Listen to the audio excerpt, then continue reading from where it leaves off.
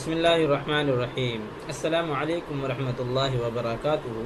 میرے پیارے دوستو، امید کرتا ہوں کہ آپ حضرات خیریت سے ہوں گے اور ٹھیک ٹھاک ہوں گے۔ اب تک کہ ہم لوگوں نے جو پڑھا ہے وہ حمد کے بارے میں پڑھا، اسی طریقے سے شبنم کمالی کے بارے میں پڑھا، اور شبنم کمالی نے جو حمد خدائے عز و جل کے نام سے جو حمد لکھی ہے اس کو پڑھا، اور اس کی مختصر سی تشریح بھی کی گئی، اور نیچے جو سوالات دیے گئے تھے ان سوالات کو بھی حل کیا گیا اور بتایا گیا۔ آج ہم پڑھیں گے مختصر افسانہ کے بارے میں، اور اسی کے ساتھ ساتھ اس کے نیچے جو چیپٹر ہے سہیل کے بارے میں، سہیل عظیم آبادی کے بارے میں بھی انشاءاللہ پڑھیں گے۔ مختصر افسانہ اردو نثر کے تخلیقی ادب میں سب سے کم عمر اور نوخیز صنف ہے۔ یعنی یہ مختصر افسانہ جو ہے اردو نثر کے تخلیقی ادب کہتے ہیں کہ وہ صرف بات نہ کرے بلکہ احساس جگائے۔ یعنی اس طریقے سے لکھا گیا افسانہ کہ افسانہ پڑھنے والے صرف پڑھے نہیں، بلکہ وہ جب پڑھ رہا تو ایسا لگ رہا اس کو کہ گویا کہ یہ چیزیں ہمارے آنکھوں کے سامنے ہو رہی ہیں اور دل کو چھو گئی۔ ادب میں سب سے کم عمر اور نوخیز صنف ہے، لیکن اس صنف نے اپنی کم عمری اور نوخیزی کے باوجود ایسی فنی پختگی اور مقبولیت حاصل کر لی جس سے سرسری طور پر فنی پختگی اور مقبولیت حاصل کر لی جس سے سرسری طور پر گزر جانا کسی کے لیے بھی اب ممکن نہیں ہے۔ یہ صنف یعنی بہت زیادہ مقبولیت حاصل، کم عمر، زیادہ عرصہ نہیں گزرا لیکن پھر بھی مقبولیت حاصل کر لی اس کی لکھاوٹ کی وجہ سے، اور اتنے خوبصورت انداز میں جو اس کو لکھا جاتا ہے کہ جب بھی آدمی کوئی پڑھتا ہے تو ایسا لگتا ہے کہ وہ چیز ہمارے آنکھوں کے سامنے ہے اور دل کو چھو لیتا ہے۔ اور جب ایسا لکھا جائے گا تو یقینی بات ہے کہ لوگوں کے دل کے اندر گھر کا جائے گا، لوگ اسے زیادہ پسند کریں گے۔ یہ صنف قدم قدم پر فکر و فن کا ایسا جلال و جمال پیش کرتی ہے جس سے ذہن کو نور اور دل کو سرور حاصل ہوتا ہے۔ اس لیے اس کے آئینے میں ہمیں جہاں اپنے ملک، قوم اور سماج کی تصویر نظر آتی ہے، وہیں ہماری زندگی میں پیش آنے والی دشواریوں یا غم و الم اور مسرت و شادمانی کی جھلکیاں بھی دکھائی دیتی ہے۔ کہا جاتا ہے کہ اردو میں مختصر افسانہ مغربی ادب کے زیر اثر وجود میں آیا۔ مختصر افسانہ جو ہے مغربی ادب کے زیر اثر وجود میں آیا، اس کی نگرانی میں موجود، اور بہت کم عرصے میں اس نے اردو میں ایک اہم صنف کی حیثیت سے اپنی شناخت قائم کر لی، پہچان قائم کر لی، اور عام لوگوں کے درمیان اسے خوب مقبولیت بھی حاصل ہوئی۔ کم عرصے کے اندر اپنی پہچان بھی حاصل کی اور پھر لوگوں کے درمیان مقبول بھی ہو گئے اور مقبولیت بھی حاصل کی۔ افسانے کی متعدد تعریفیں کی گئی ہے۔ ایک ممتاز مغربی متعدد تعریفیں، دیکھیے یہاں پہ کچھ لوگوں نے جو ہے ایک ممتاز مغربی ادیب کا کہنا ہے کہ افسانہ ایسی نثری کہانی ہے جو ایک ہی نشست میں، ایک ہی بیٹھک میں پڑھی جا سکے۔ یعنی اس انداز میں لکھا کہ آدمی بیٹھ گیا پڑھنے کے لیے تو پھر وہ پورا مکمل کر کے اٹھے، جو ہے اس طریقے سے دلچسپ جو ہے افسانے لکھے گئے۔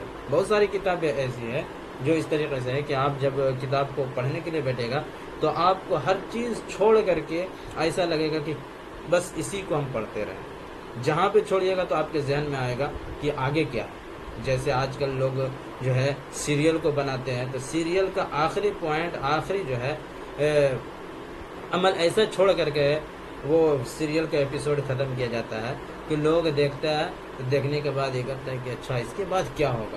ایسی وجہ سے ہمارے جو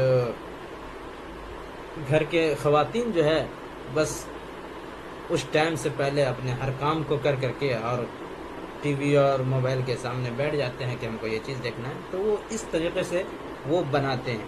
افسانہ بھی اسی طریقے سے لکھا جاتا ہے۔ آپ کتاب کو پڑھیں گے تو آپ کو سمجھیں گے۔ کسی نے یہ بھی کہا ہے کہ افسانے میں بنیادی شے وحدت تعصر ہے، یعنی بنیادی چیزیں جو ہے وحدت تعصر ہے۔ وحدت تعصر کیا ہے؟ یعنی افسانہ پڑھنے والے کے اندر ایک مکمل اور یکساں اثر ڈالے۔ یعنی اگر کوئی غم و الم کے بارے میں اگر کوئی افسانہ لکھا ہو تو صرف اس کے اندر شروع سے آخر تک وہی اثر ڈالتا ہو۔ یعنی اگر کوئی مسرت و شادمانی، خوشی کے بارے میں افسانہ لکھا ہو تو شروع سے لے کر کے آخر تک وہی اثر ڈالتا ہے، خوشی والی اثر ڈالتا ہے۔ تو یہی کہ وحدت تعصر۔ بہرحال ادب اور فن کے ماہرین نے اس کی جو بھی تعریف بیان کی ہے ان سب کے درمیان ایک خیال مشترک ہے کہ افسانہ نثر میں ایک مختصر بیانیہ تخلیقی صنف ہے۔ افسانے میں کسی ایک کردار یا کرداروں کے ایک مخصوص ایک مخصوص گروہ کے نقوش یا ذہنی کشمکش کو نمایاں کیا جاتا ہے، یعنی ذہنی کشمکش الجھنوں کو نمایاں کر دیا جاتا ہے، کنفیوز جو رہتا ہے اس کو سامنے کر دیا جاتا ہے۔ افسانے میں واقعات کی تفصیل، کرداروں کی گفتگو اور منظر و ماحول کی پیشکش بہت نپی تلی اور متوازن ہوتی ہے، یعنی نپی تلی ہوتی ہے، ایک دم توازن کے ساتھ ہوتی ہے، ایک ہی وزن کے طور پر اور ایک ہی طرح کی ہوتی ہے۔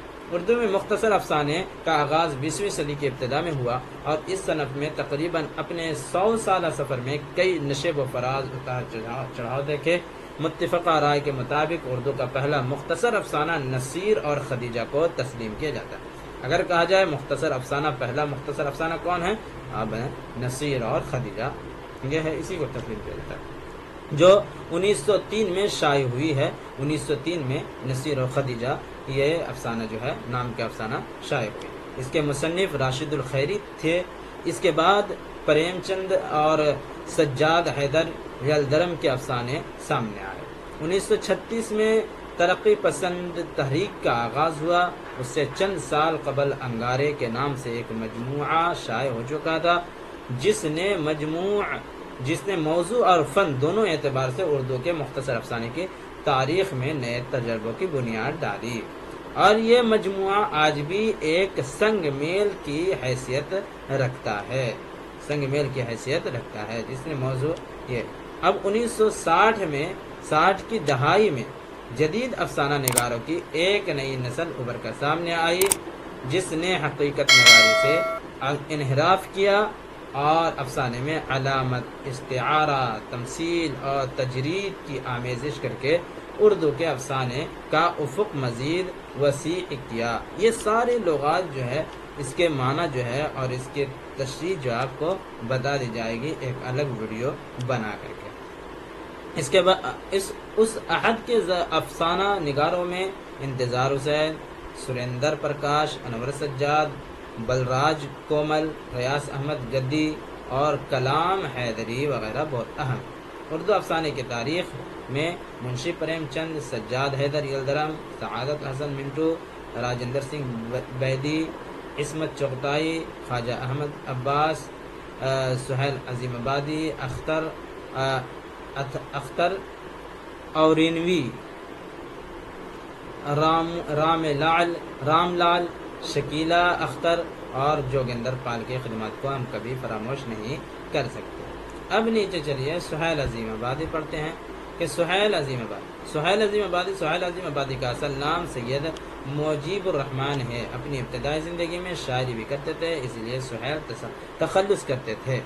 اس طرح سہیل تخلص ہو گیا، یہاں پہ کچھ الگ لکھا ہوا ہوگا۔ اس طرح آدمی دنیا میں سہیل عظیم آبادی کے نام سے مشہور ہوئے۔ سہیل عظیم آبادی کی پیدائش 1911 میں پٹنہ میں ہوئی۔ سہیل صاحب ایک زمیندار خاندان سے تعلق رکھتے تھے۔ 1 سال کی عمر میں والدہ کا انتقال ہو گیا اور پرورش نانیحال میں ہوئی۔ ایک معلم کی سرپرستی میں وہیں ابتدائی تعلیم و تربیت حاصل ہوئی۔ ویسے ان کا آبائی وطن شاہپور بھدول ہے، جو پٹنہ ضلع میں ہی واقع ہے۔ افطار تباہ کی وجہ سے اعلیٰ تعلیم حاصل نہیں کر سکے، گرچہ مظفر پور، حیدرآباد اور کلکتہ جیسے علمی مراکز میں قیام پذیر رہے۔ ابتدا شاعری سے کی، لیکن آگے چل کر افسانہ نگاری کی طرف مائل ہوئے، پھر پیچھے مڑ کر نہیں دیکھا اور بے شمار افسانے لکھے۔ سہیل عظیم آبادی نے آل انڈیا ریڈیو کی ملازمت اختیار کی۔ اس ملازمت کے سلسلے میں دہلی میں رہے، پھر ان کا تبادلہ شری نگر کشمیر ہو گیا، پھر وہ واپس پٹنہ چلے آئے اور ملازمت سے استعفیٰ دے دیا۔ اس سے پہلے صحافت میں بھی مصروف رہے۔ صحافت کہتے ہیں یعنی اخبار جو ہے، رپورٹر جو ہے اسی کو کہتے ہیں۔ اس سے پہلے صحافت میں بھی مصروف رہے، رسالے نامے اور ایک روزنامہ اخبار ساتھی کا اجرا کیا۔ سہیل عظیم آبادی زندگی بھر اردو کی ترویج و اشاعت میں مصروف رہے، چنانچہ انہوں نے چھوٹا ناگپور کے علاقے میں 5-7 برسوں تک اردو کی ترویج و اشاعت کا کام کیا۔ زمیندارانہ ماحول سے تعلق اور چھوٹا ناگپور کے قیام نے ان کے افسانوں کے موضوعات متعین کر دیے۔ ان کے اکثر و بیشتر افسانے زمینداروں کے استحصال کے خلاف مزدوروں اور کمزور طبقوں کی حقوق جیسے موضوعات سے متعلق ہے۔ سہیل عظیم آبادی کی تخلیقات میں ان کے 3 افسانوی مجموعے 4 چہرے، ایک یہ آلاؤ، یہ دوسرا اور آدمی کے روپ میں ہے، اور ایک ناول بے جڑ کے پودے ہیں۔ ان مجموعوں کے علاوہ سہیل کے افسانوں کی تعداد 125 تک پہنچی ہے۔ 1980 میں سہیل عظیم آبادی کا انتقال ہو گیا۔ آگے ہے بھابھی جان، یہ بھابھی جان کو بھی بعد میں پڑھا جائے گا۔ یہ بھابھی جان تھوڑا سا لمبا ہے، اسی لیے اس کو الگ سے پڑھا جائے گا۔